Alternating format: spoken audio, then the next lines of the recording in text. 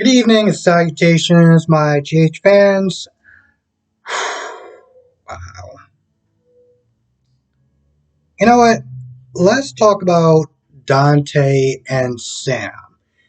Because in the beginning, they didn't really do that much. I mean, Dante was talking about, a rough day at work, and, Sam brought up the whole, probably has something to do with Trina. They talk about it for a little bit, but, Dante doesn't really talk about the whole case. And he leaves to talk to Ava because Ava's like, yo, listen, you need to sit down and work on Esme. Because Esme is the person that's, behind this whole thing. And of course, Dante's like, yo, listen, I can't sit there and talk about this with you. I'm just following the evidence. He gets back, he talks to Sam. Now, at some point, he talks to Scott. And Britt is sitting there looking at her phone. She got like 6 new matches and stuff like that. And I guess she replies back to one of them. And one of them is Dante. Sam is sitting there, and she hears his phone and his code. This is where Sam, in my opinion, pretty much effed up. You don't look through somebody's phone, okay? You don't do that. And not only this, she literally took his phone out of his pocket and went through, she knew his password, went through his phone, and I'm like, are you serious? What in the hell is wrong with you? So at this point, she's sitting there looking at the phone or whatever, and she has that look on her face. And Dante comes back and he's like, what are you doing? Now, Sam has that look on her face, that guilty look, like she knows she effed up. And I'm just like, oh, I can't wait to sit there and hear your explanation for why you looked through this man's phone. I'm all ears. So that's gonna be a whole thing. Sam is gonna be pissed off because she's gonna be like, "Yo, what you doing?" Dante's gonna be sitting there looking like, "I never remember you sitting there saying anything about us being exclusive." This is what happens when you don't sit there and have an understanding of each other as far as your relationship goes. Because moments like that happens, well, it's bound to be awkward and ugly. Um, Now let's talk about Spencer and Trina. So Spencer comes to the gallery looking for Ava, and Trina's like, yo, she's not here. So at this point, Trina's like, all right, you can go. And Spencer just kind of stands there. I'm just like, bro, what are you doing? Why are you there? If she just, you know what I'm saying? Like, you don't have anything to talk to her about. But then he stands there and he's, doing this whole flip flopping thing where he's like, oh, well, I didn't think, I don't think that, Esme did it and this, that, and the third. But he's like, well, I don't think that you did it either. I'm like, bro, you're not making any damn sense, you know? Now, it does turn out that this is all in his head. That Spencer, told Trina, I know that you didn't do it. I'm doing this for you. This is why, this is what, I'm playing Esme. This is why I have her staying at Windermere so that's why I can keep an eye on her. And then he did this whole kiss thing or whatever, but it turns out in his head.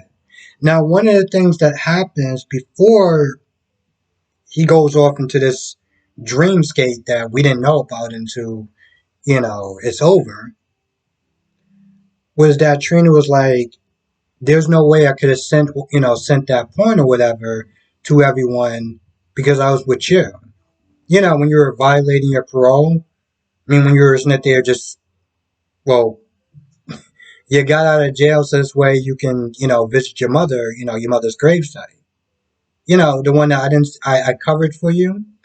And she did sit there and say, yo, listen, if Jordan asked me, I'm going to tell her everything. I'm not going to prison. I'm sitting there thinking, Well, if that was your attitude, then why didn't you not do that before? The hell are you waiting for? Um, I really don't understand why he didn't sit there, why she didn't sit there and tell Jordan or tell her lawyer that if that's really how she felt. And especially seeing how Spencer's like, well, I don't believe, I believe that you did it because the evidence points to you, towards you. Okay, cool. Really? All right, I got you. I thought we were cool. Well, since we ain't cool anymore, then I don't really have to sit there and protect you. That's what I'm sitting there thinking. But yeah, she didn't say anything yet, and I don't know if she ever will say anything. I guess I'm assuming that she won't do it. I just, which is really stupid. But this is one of those things where it's like they do this in a lot of TV shows and movies and things of that nature, where they have to dumb down characters to serve the plot. Because otherwise, the writers would really have to sit there and be challenged, and we can't be bothered with that.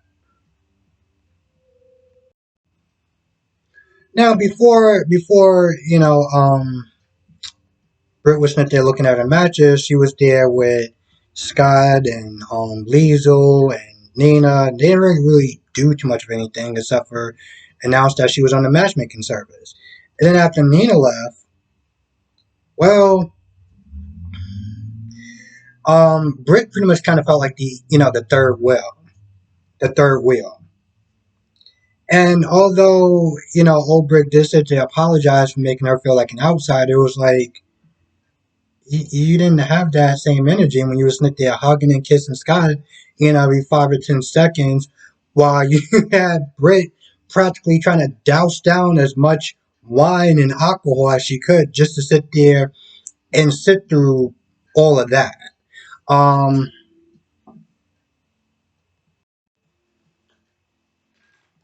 Now I want to talk about the Charlie scenes because there's one point where Sasha and Brando, meet up with Sonny, and Phyllis comes by.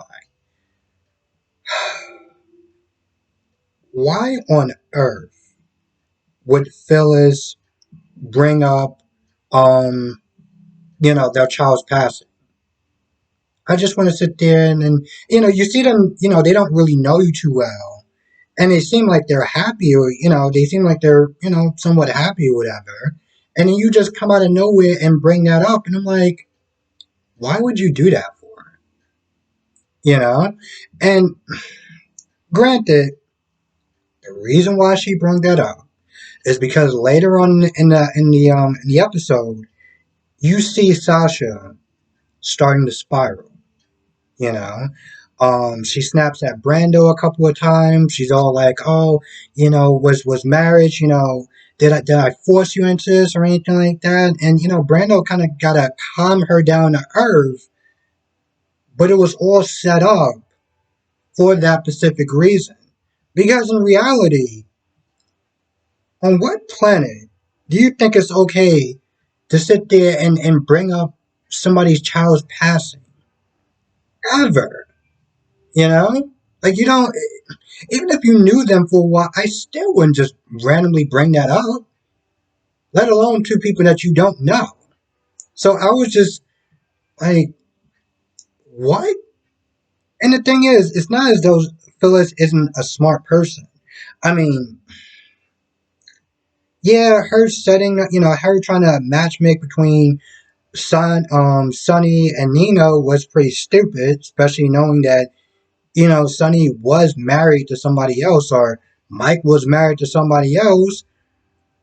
But with that being said, she comes across as a sound body person that, you can go to get good advice. I mean, it's not like Nina actually listens to anything, but she usually does sit there and try to give advice. For somebody who's so smart and wise, to sit there and say something so callous wouldn't make sense. But of course, we gotta sit there and serve the plot, so there we are. Now, when Sonny comes, at some point, Phyllis walks away, and Sonny's like, "Listen, I want this bar off my head." So he wants to sell it to um, Phyllis for $100. At first, she's like, "No, I don't know." Then Nina comes in, and Nina, kind of pushes the sale or whatever. This way, Phyllis just sit there and stay. Long story short, she agrees. Now, before she finalized the paperwork or whatever, she says she has to go to the bank. And Sonny's like, "No, you're not going by yourself." So he gets one of his bodyguards or whatever to accompany her to dropping off the money at the bank. Nina and Sonny are talking for a little bit, and Nina decides, she's ready to close up the bar, or lock the doors, and she walks towards the door, and two guys out of nowhere with masks and guns just show up. Um, Now, if you've seen the previews, you know how it kind of ends for the most part, but at first I sat there and I watched it, and I said something really stupid like, "Man, this seems so random." But then again, I realized how stupid I sound because that is unfortunately what happens sometimes. Um, but I do feel like it may not be as random as everyone may think it is. I feel like it may be, I don't know, Mrs. Wu or one of the other crime families or whatever sent two guys there to, cause trouble or whatever. They know that Sonny and Phyllis are close. So, could be that. Esme continues to sit there and play Nicholas, talking about, "Oh, I'm gonna, make sure you and Spencer, have a good relationship because you're a great father, this, that, and third." And then, she starts talking about her parents and her adopted parents, the usual sob story. Um, Now, at some point, she does leave, and she's in a room. She's going through through this letterbox or whatever. And one of them is talking about, I guess this woman named Maggie was kind of apprehensive about her going to New York, um, being close to her father. Now, at this point, they damn near all but confirmed that Ryan is her father. Um, but okay, just out the blue, and I'm just gonna throw something randomly out. What if it's not Ryan? What if it's Sonny? I mean, let's be honest. Sonny, uh, back in his day, the guy got around, okay? And it wouldn't be unheard of if, like Dante, um, one of his children just pop up out of nowhere. Now, I'm not gonna lie, that would be odd as hell. And it would actually almost be kind of an insult because you'd be sitting there like, so we're gonna get Esme more screen time than Christina? But again, to be fair, they don't really have anything for her. As much as I like her being Christina, um, don't just put it there just for reasons.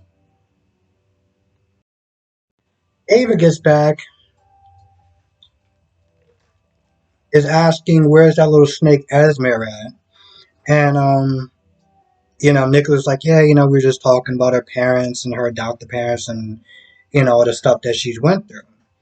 And at this point, Ava's like, okay, cool. So she gave you some sort of sob story, right? And Nicholas, kind of makes a point of basically saying, maybe I'm sitting there playing her, maybe I'm, maybe she's not playing me, maybe I'm sitting there playing her, whatever. Which I don't think you are, but okay.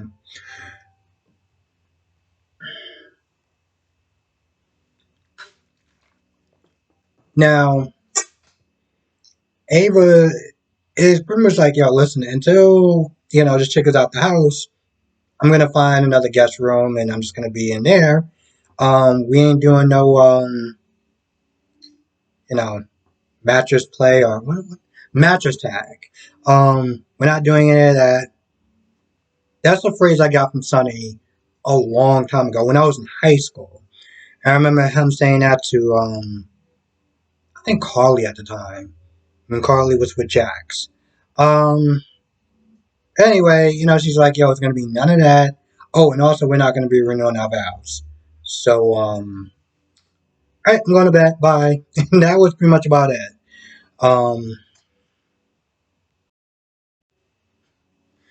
I was just about to sit there and say, well, I think that's actually about it, but no, it's not. Um, Cam and Jocelyn are talking about Esme, um, Trina being, not guilty, and, hopefully we can find some evidence on Esme. And I'm sitting there thinking, all right, that's good. As just her friends, they're going to sit, they're going to try to find some sort of evidence or whatever, even though they haven't actually done anything yet. But they're going to attempt to try to find some sort of evidence. I'm sitting there thinking, why isn't Curtis on this? Why isn't Sam on this? They're both PI.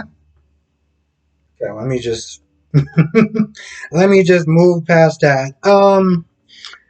So anyway, after they finish talking about that, I think they're about to start making out. And of course, they hear a noise. Well, Jocelyn hears a noise. So they stop. And you kind of realize that it's going to be weird. It's going to be weird for them to be, to be doing any sort of, sexual whatever, even if it's just kissing because, you know, sex tape. Um, I don't know why I said mattress tag if I'm just going to sit there and say sex. Anyway, Cam gets a call from Lila's daycare. Pretty much Smith saying that he can't go back to work because of the whole sex tape. Now, I'm looking at that and I'm just like, can't he just sue? I mean, seriously, he didn't actually do anything wrong, and in reality, he's the victim. So why is he getting fired from his job and he didn't do anything? Anyway, he's in a bad mood, so he tells Jocelyn, why don't you go home? I'm gonna finish studying, and that's gonna be that. Now I'm kind of surprised because I'm pretty sure Liz said that she was gonna be sitting there sending the boys to um stay with someone. I don't remember who, but not being at the house. So does that not include Cam or? And I guess we're still not going to sit there and involve any sort of camcorders or whatever to sit there and try to record the house because that would be a smart idea. No, we're not going to do that. I feel like that's about it for the most part. Yeah, I feel like that's about it for the most part. So with that being said, I'm gonna go. I want to thank you for watching. Be safe. Let me know what your thoughts are in the comment section below, and I will see you in the next video.